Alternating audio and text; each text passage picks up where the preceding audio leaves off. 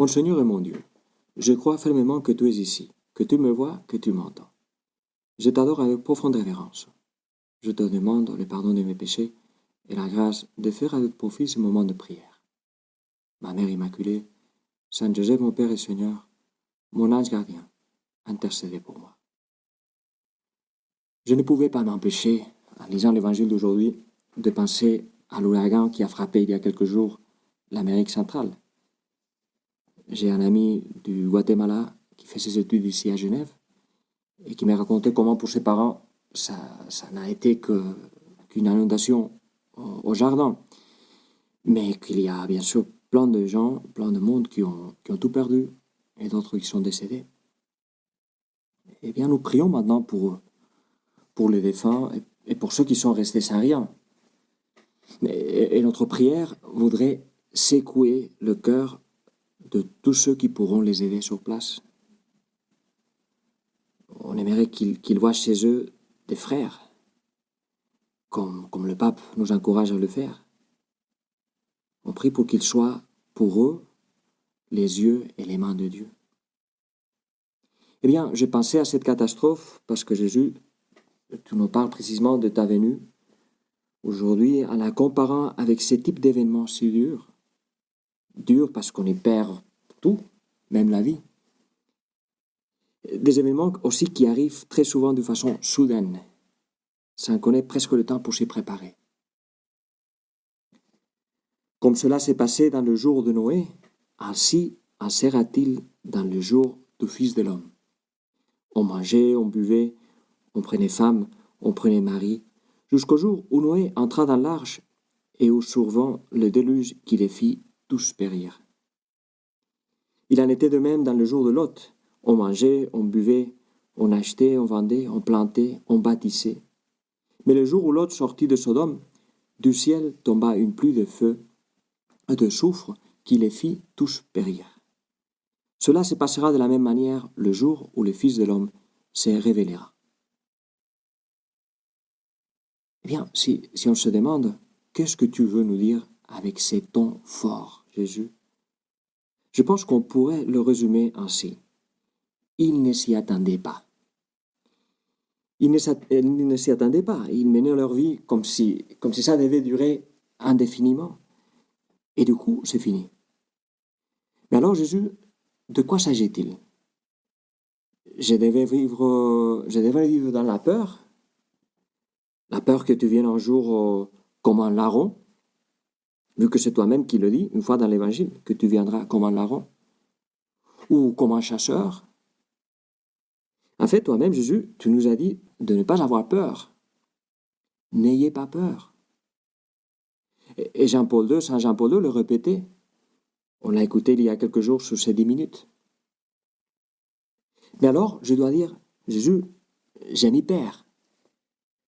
Tu veux que je n'ai pas de la peur, mais en même temps, bref, je vois de mes propres yeux comment encore de nos jours, il y a plein de fois où la mort arrive soudainement.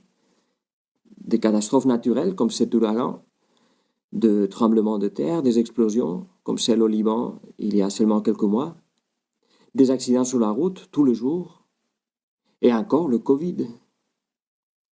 Et puis Jésus, on dirait que tu y ajoutes encore du dramatisme. Parce que tu sembles nous dire, c'est pas seulement que ça soit soudain, c'est aussi qu'on risque fort de ne pas être prêt. Et alors, je suis tenté de passer un peu vite sur cette page difficile de l'Évangile. Parce que je ne sais pas trop quoi faire avec. Mais Jésus, si tu me dis de ne pas avoir peur, et en même temps tu m'avertis avec des mots si forts, eh bien je veux comprendre. Qu'est-ce que tu veux me dire? Et peut-être on peut s'y approcher comme ça. Laisse-moi te demander, Jésus, toi, où es-tu quand il y a tout ça qui arrive? C'est une question que beaucoup de gens se posent. Et parfois, on pourrait avoir l'impression que tu restes les bras croisés, comme si ça n'avait pas à voir avec toi, comme si des centaines d'hommes mouraient et tu ne t'en occupais pas. Mais non, c'est pas ça. Je suis sûr que c'est pas ça. Il y a des gens qui ont eu cette intuition, que tu restes les bras croisés. Ils ont eu cette intuition, ils y ont cru, et ils cherchent leur soulagement dans leur indignation contre un Dieu si froid, si indifférent. Je comprends, je le comprends, mais c'est pas un vrai soulagement là. Et puis, tu vois, leur indignation, c'est leur cœur qui dit, c'est pas ça. Au fond, leur cœur dit, Dieu existe et il n'est pas comme ça. Donc, c'est pas ça. Tu restes pas les bras croisés. Mais alors quoi? Parfois, on t'a imaginé comme une sorte de chasseur. Je le disais tout à l'heure, un chasseur. Et les moments où on ne se l'attend pas, paf, ouragan, accident. Mais non, c'est pas ça non plus. Saint José-Maria l'a dit d'une façon très belle. Il a dit, Dieu n'agit pas comme un chasseur qui attend le moindre oubli de la pièce pour lui tirer dessus. Dieu est comme un jardinier qui prend soin des fleurs, les arrose, les protège, et ne les coupe que lorsqu'elles sont plus belles, pleines de fraîcheur. Dieu prend les âmes quand elles sont mûres. Il y a bien sûr des gens, sûrement aussi parmi ceux qui écoutaient les 10 minutes, qui voyaient comment la mort s'approche, peut-être au long d'une maladie, peut-être parce que vous êtes arrivé à un âge très avancé, et vous pouvez vous préparer pour ce moment. Vous percevez même l'action du jardinier divin. Mais d'autres, dans tous ces désastres dont on parlait, il semble comme s'ils ne pouvaient pas se préparer. Et par contre, Dieu fait de son côté tout pour qu'il soit prêt. Toi, le jardinier divin, qui n'oublie un seul pétale d'une seule des plantes de ton jardin, toi, tu le savais. Parfois, il y a des fleurs qui sont tombées malades, et tu as fait tout ce que tu pouvais. Et tu peux beaucoup. Tout ce que tu pouvais pour les soigner. Et les moments où tu les prends, peut-être ce que nous pouvons voir, c'est leur aspect malade. On peut voir les désastres de certaines vies ou la tragédie d'une mort soudaine. Et donc on se dirait, bon, celui-ci ou celle-là, il ne semblait pas prêt. C'était pas son moment. Mais toi, Seigneur, tu sais, tu lis dans le cœur. Tu sais ce qui se passe dans le cœur. Tu sais quand nous sommes prêts.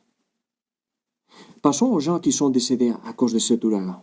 Passons aux gens qui ont souffert un accident maintenant, quelque part dans le monde, qui sont aux urgences ou aux soins intensifs. Nous voulons les accompagner. Nous voulons nous joindre à toi, Seigneur, toi qui apparemment restes les bras croisés, qui apparemment ne fait rien. Apparemment, parce que, en fait, le moment arrivé, tu les prends entre tes bras avec beaucoup plus de délicatesse que n'importe quel infirmier prend un blessé sur la route. Et c'est comme ça, comme un infirmier, comme une infirmière, pleine de délicatesse, que tu agis. Et tu leur dis, et tu nous diras le jour où nous serons prêts pour toi. Te voici finalement arrivé chez toi. Ma seule peur, Jésus, est que tu m'ouvres la porte de ta maison, de ma maison, et moi, je ne veuille pas y entrer, parce que je n'y reconnaisse pas ma maison. Et c'est de ça que tu veux me prévenir avec cet évangile, en me parlant d'être prêt. Parce qu'il pourrait m'arriver de vivre d'une façon égoïste, d'accumuler du ressentiment, de l'orgueil. Et mon cœur pourrait se fermer. Et alors tu viendrais me chercher, tu m'inviterais à entrer, et je ne voudrais pas entrer, parce que je ne m'y retrouverais pas.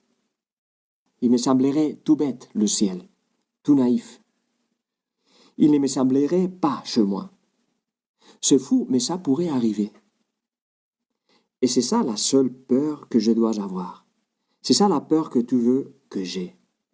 La peur de laisser que mon cœur se ferme. Et donc, Seigneur, ouvre mon cœur. Ouvre le cœur de tous ceux qui aujourd'hui vont partir vers toi. Donne-moi de pardonner quelqu'un, de m'occuper de quelqu'un, de prier pour quelqu'un. Donne-leur de faire de même. Tant que nous sommes prêts à faire ça, notre cœur reste ouvert. Notre cœur est prêt. Prêt pour entrer chez toi. Je te remercie, mon Dieu, des bonnes résolutions, des actes d'amour et des inspirations que tu m'as communiquées dans cette méditation. Je te demande de m'aider pour les mettre en pratique. Ma Mère Immaculée, Saint Joseph, mon Père et Seigneur, mon ange gardien, intercédez pour moi.